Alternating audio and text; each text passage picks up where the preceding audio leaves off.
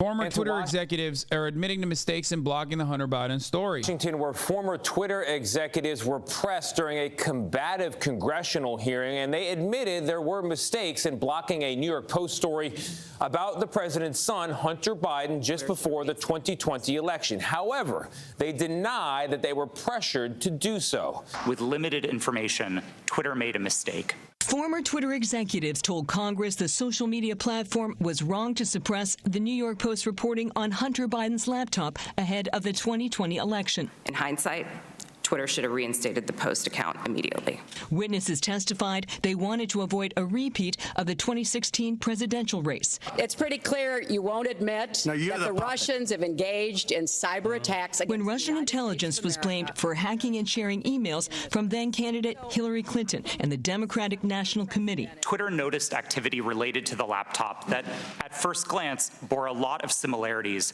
to the 2016 Russian hack and leak operation. Our judgment was colored by the experience of 2016. The former Twitter executives included James Baker, who was the FBI's top lawyer under then-director James Comey. He denied Twitter's decisions were dictated by the Bureau. Sitting here today, I don't recall speaking to the FBI at all about the Hunter Biden matter. Or the Biden campaign. Did anyone from the Biden campaign or the Democratic National Committee direct Twitter to remove or take action against the New York Post story? No. Mr. Baker? For chatters, like, I mean, I've joked around a lot about like the Hunter Biden penis and stuff. That part is totally valid. Like combating revenge porn on the platform is totally valid. It is, however, not valid to stop the dissemination of a New York Post story because they thought that it was like hacked material. Especially if the outlet itself redacted it. You know what I mean? I don't think that that's fair. Same question to you, please. Not to my knowledge, no. After the hearing, Chairman Comer told CBS News his investigators are pivoting to the Biden family's finances. For the first time, the Republican-controlled committee has officially requested records and communications from Hunter Biden, James, the president's brother, and their business manager. Once you've demonstrated a sincere effort to obtain this information, were they right to want to avoid another Comey situation? I don't think it's up to Twitter to judge that, to make that assessment. Especially when it's like fucking, about stopping the dissemination of a news story. Nah, that's fucked up. I know it's a private company, guys. We're not talking about like whether it's constitutionally allowed or not. Jesus Christ. I think it's not adequate. It's not appropriate. It's not moral, okay? And they refuse to comply, then you can take it to the next step, which would be a subpoena. And the chairman did not rule out subpoenas as early as April. CBS News reached out to the parties and lawyers for Hunter Biden for comment, and there was no immediate response. Dana. All right, Kath. Yeah, I just don't think it's appropriate to do that. I just want to start off. There were really funny moments, though. Because, like, the Twitter shit also found out that, like, their content moderation was inherently right-wing and favored right-wing requests all the fucking time. For example, Byron Donalds did not ask for the cock photo. Tweets were actually flagged and taken down at the behest of the Biden team. I wouldn't agree with the characterization of it as being at the behest of them. These tweets were reported, and Twitter independently evaluated them under its rules. But the email is very clear. More to review from Biden team. The response 3 hours later at the bottom, hold this up real quick so we can see. The request at the bottom, it says, bro, that's revenge porn, my dude. What the fuck? Bro, he posted this himself. He literally posted this himself. He said, no, I want to see cock. I want to see cock and balls. These are all revenge porn, dude. These. What does handled these mean? My understanding is that these tweets contained non-consensual nude photos of Hunter Biden, and they were removed by the company under... Hold on, real quick, Mr. Roth. How could you know so much about the content of these tweets? I mean, as far as I'm concerned, these are just web addresses. I don't know what's in these tweets. You have these things committed to memory that you know the content, but you don't know... What? Wait, he thinks this is an argument? Who you talk to at the Biden team? What's he trying to say? He's trying to say you're gay? Lol. Congressman Byron Donalds' answer is, do you know Hunter Biden's cock links by heart? Gay, lol. The fuck? So he's criticizing him for being well prepared for his hearing? Bro, he literally fucking printed out. I don't understand. I don't understand. Like, how is this art? Well done. More of this. He's like, they're mad. They're actually mad. There's not enough Hunter Biden cock and balls. Right here at the top here. This isn't even my line of questioning, but I'd like to submit to the record a Washington Post article now warning about Hunter Biden laptop disinformation, the guy who leaked it.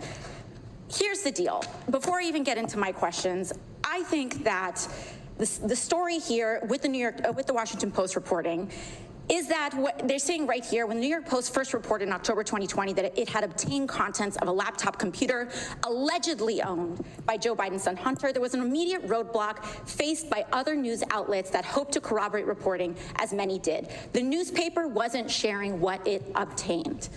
New York Post had this alleged information and was trying to publish it without any corroboration, without any backup information. They were trying to publish it to Twitter. Twitter did not let them, and now they were upset. I believe that political operatives who sought to inject explosive disinformation with the Washington couldn't get away with it. And now they're livid, and they want the ability to do it again. They want the ability to inject this again. For the record, I don't agree with AOC. Like, I do think that it's explosive material, blah, blah, blah, all this shit.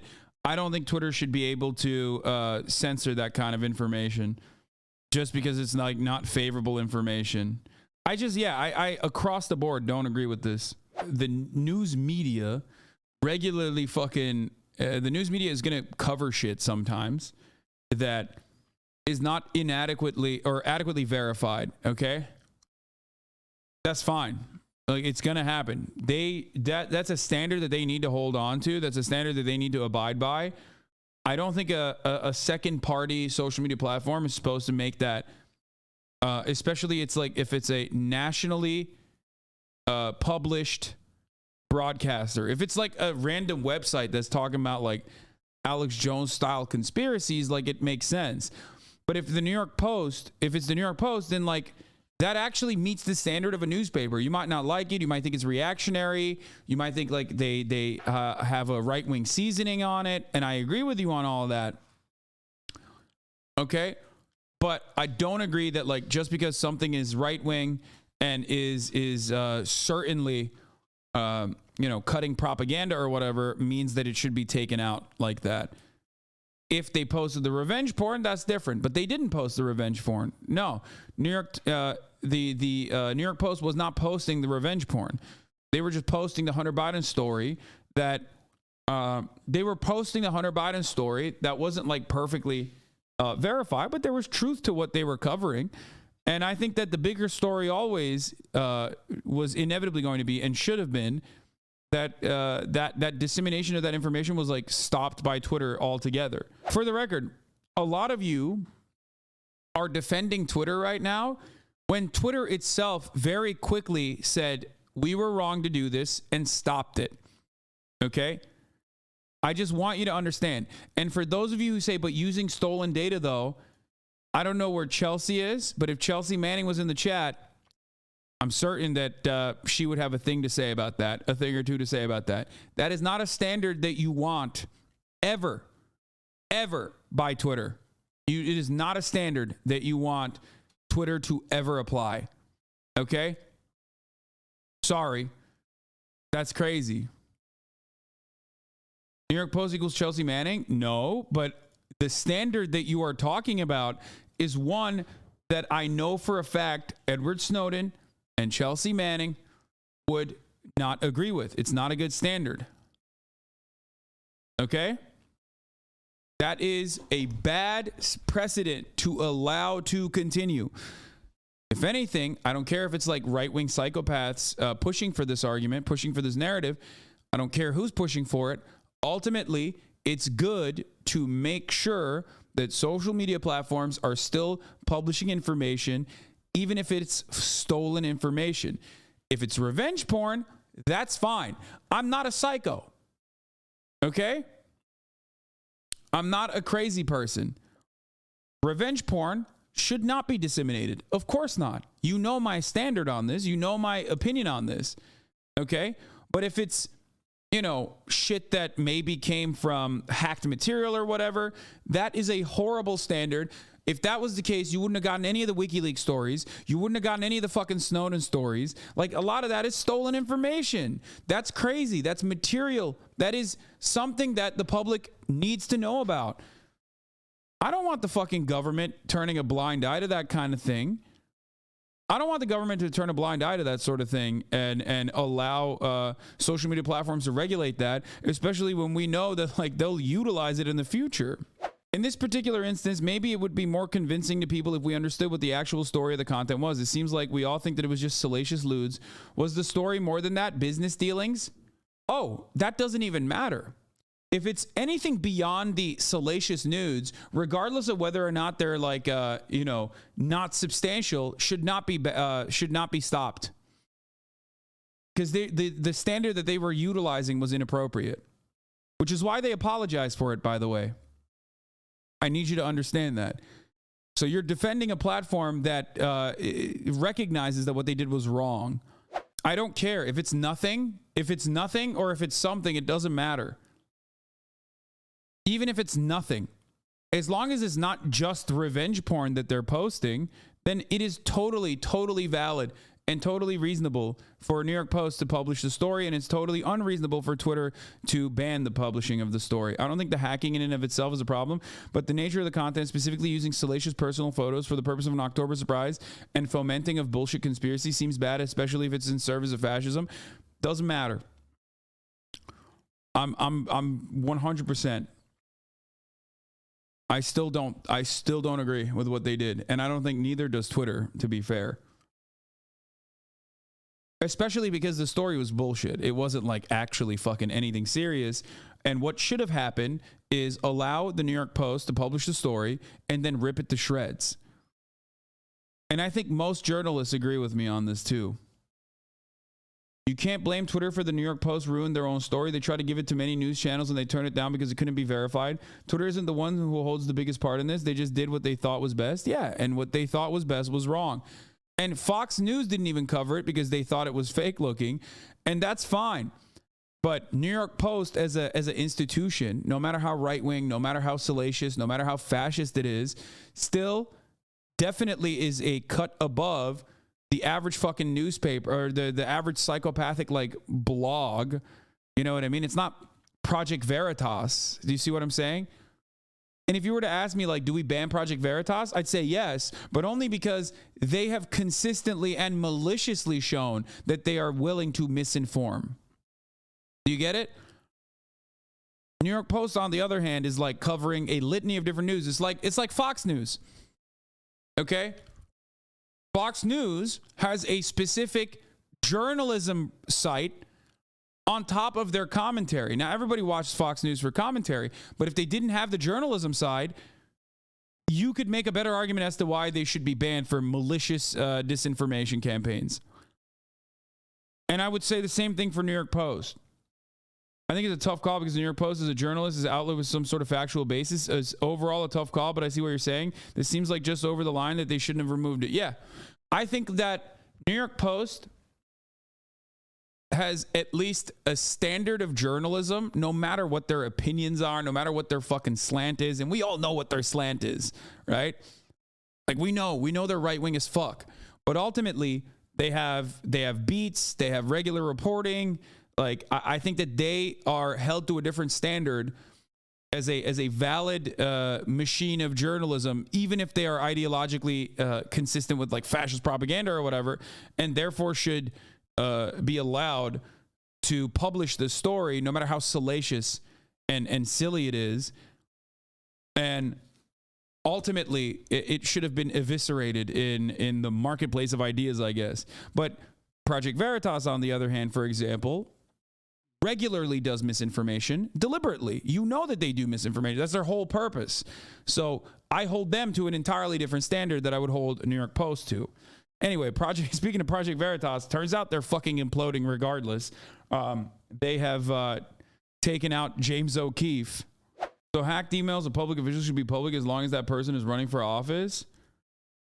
Hacked emails of public officials should be public as long as that person is running for office. I think that as long as the personal information is redacted, if someone were to hack information of public officials that pertain to matters that the public should know about, and that information is released, then yeah, I want to see that shit. I'm a fan of WikiLeaks overall. I think I don't like Julian Assange as a person, but I think what he did was valid, and I don't think he should be unjustifiably prosecuted by the government. That is absolutely clear, I hope, for everyone involved here, everyone who is listening to me. The problem with Julian Assange was that I don't think he released any information on the Republican side. Maybe he even had information on the Republican side and refused to release it. Maybe because of his own personal opinions against Hillary Clinton. Some of his anger towards Hillary Clinton is justifiable. I would have liked to see the Republican side of the matters too. I don't give a fuck if the Russian government may or may not have hacked the DNC. Because ultimately, the real issue there, okay, the real issue there isn't the Russian government hacked American servers or whatever, okay? The real issue there is that our broadcasters are colluding with Democratic Party operatives in a fucking heated primary. Like, that's the real issue. Don't get suckered into focusing on how this information was acquired. I know exactly how it was acquired. I don't give a shit. You see what I'm saying? I think that Twitter taking down Hunter Biden's cock is super valid, and Republicans are psychotic, monstrous freaks for making that a talking point.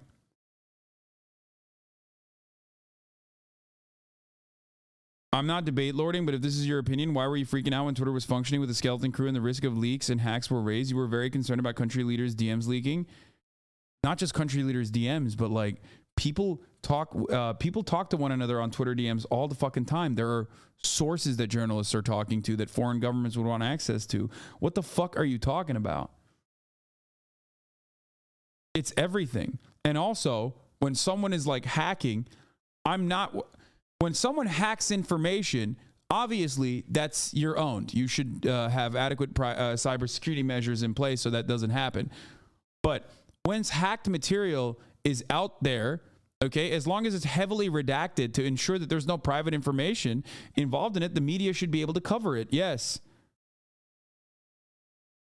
Do you not understand the difference between like literal fucking private information being disseminated with ease as a consequence of like Twitter having no fucking protections whatsoever? Do you not get that? My fear is when a hacking like that happens by some third party or whatever, and they release everything.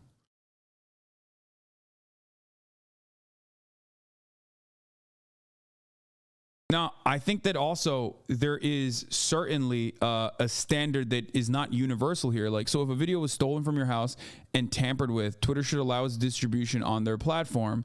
Like, that's why I've literally told you, yes, obviously, if it's fucking like Hunter Biden's cock, that's not, allowed.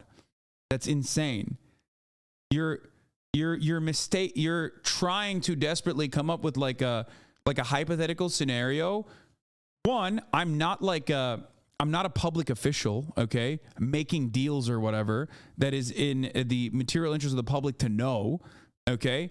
And two, you're just the only thing that I would be worried about if a video was stolen from my house and tampered with or whatever is like me being doxxed or some shit. Do you understand? And a great example of this, for example, is when people use like Ring camera footage or footage that they have of crimes taking place. The news media regularly publishes footage where crimes are occurring.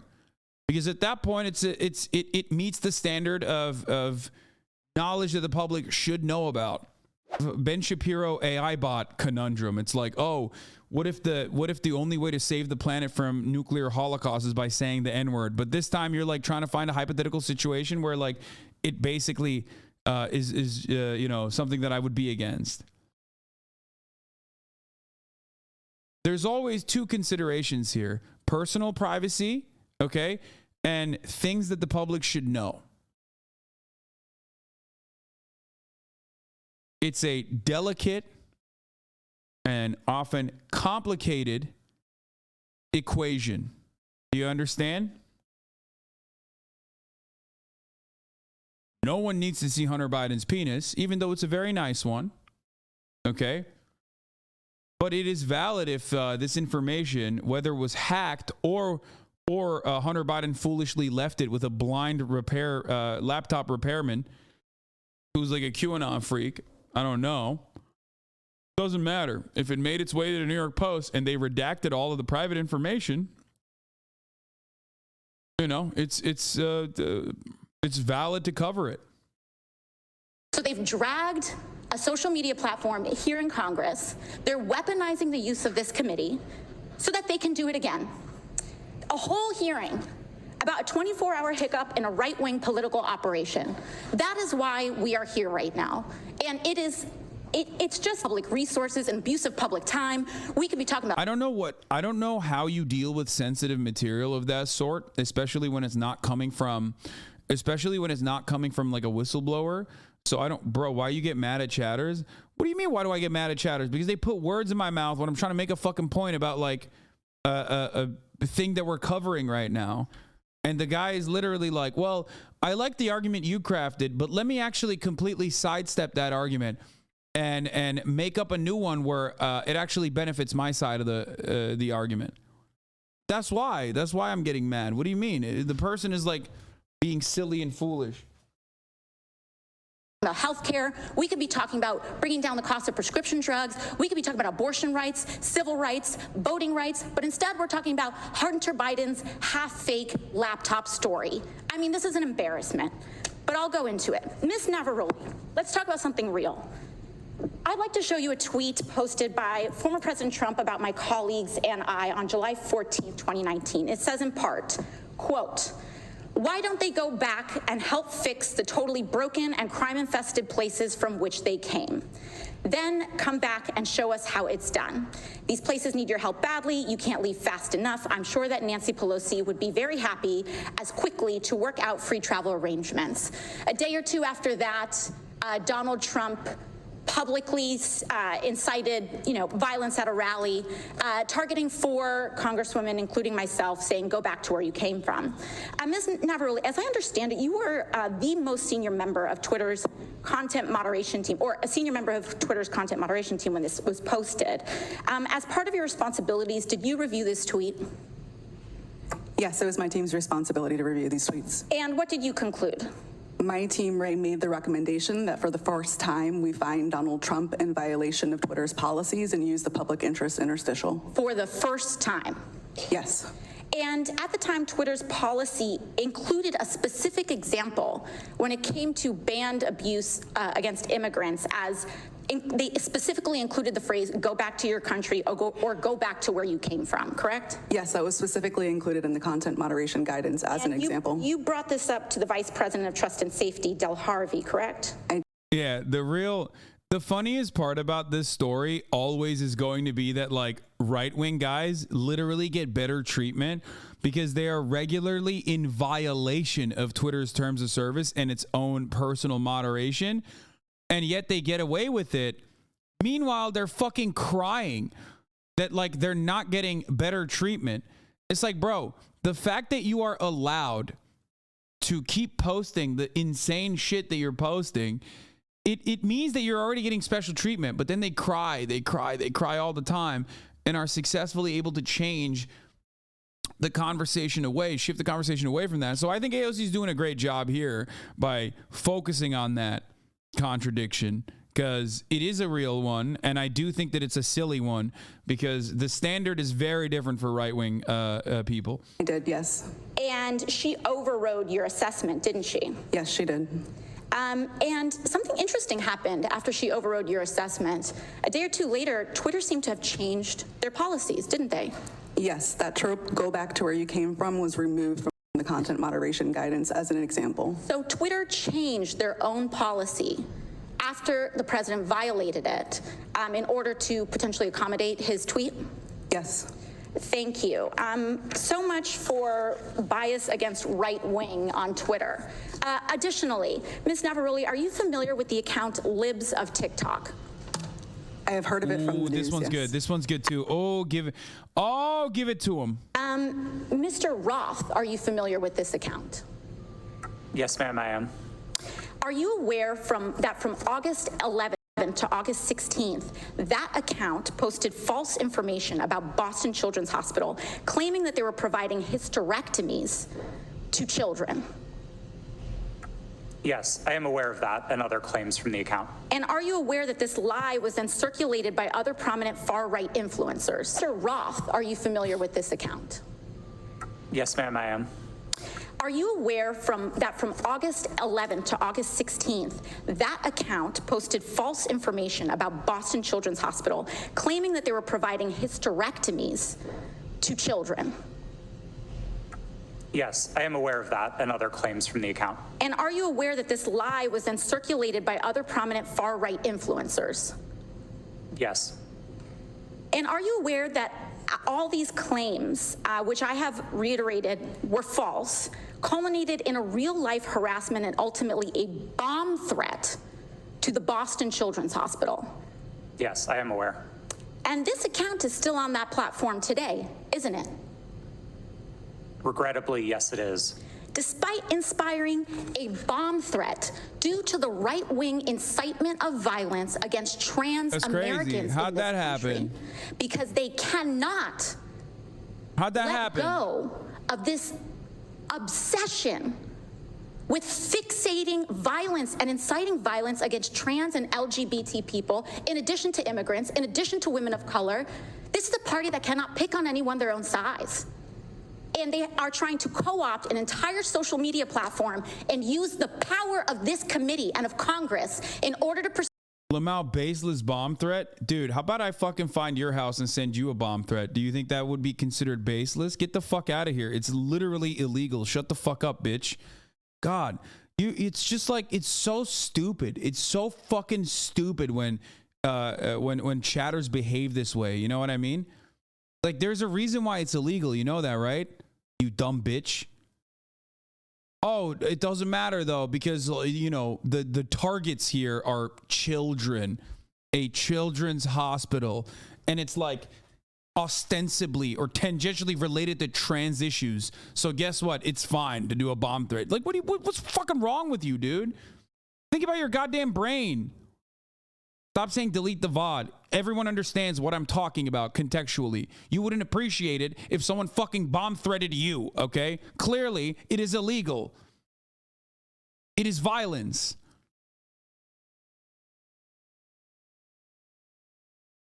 Pursue a political agenda. I yield back. Fresh off his... That's insane.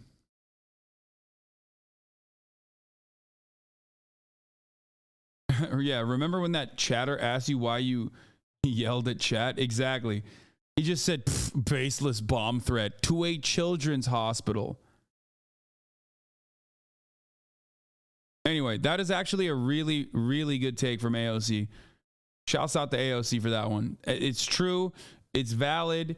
It's ridiculous. Important message for AOC. Defamation.